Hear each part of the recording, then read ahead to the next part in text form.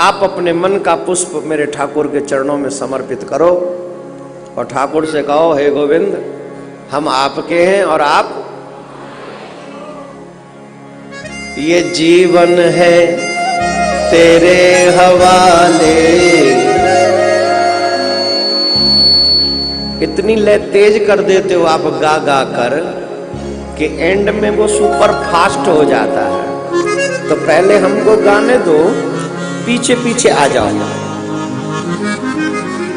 ये जीवन है तेरे हवाले, मुरलिया वाले, जीवन है तेरे हवाले, मुरलिया वाले, जीवन है तेरे हवाले, मुरलिया वाले, जीवन है तेरे हवाले, मुरलिया वाले।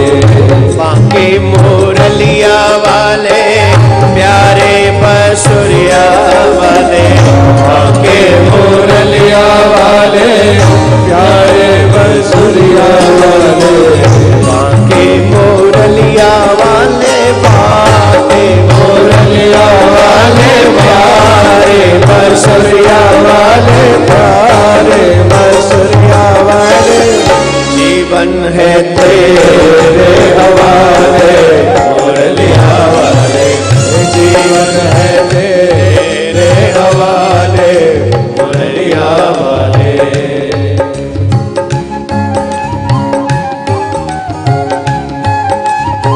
हरि वो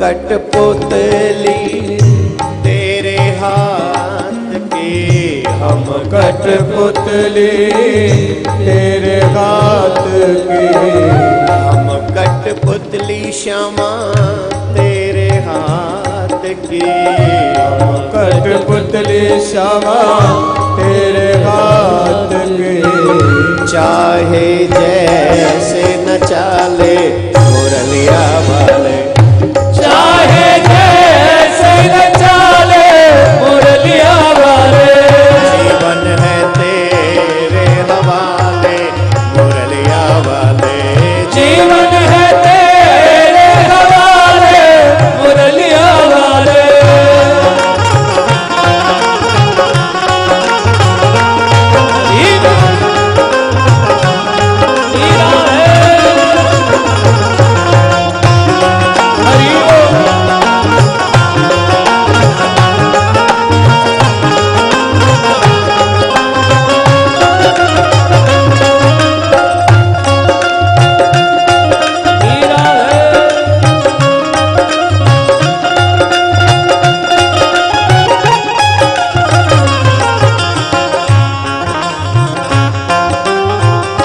हम तो मुरली तेरे अधर के, हम तो मुरली तेरे अधर के, हम तो मुरली तेरे अधर की, हम तो मुरली तेरे अधर की, चाहे चाहे चाहे जैसे बजा ले मुरलिया वाले, चाहे जैसे बजा ले मुरलिया वाले, जीवन है तेरे हवाले, मुरलिया वाले, जीवन है तेरे हवाले, मुरलिया वाले। श्री राधे।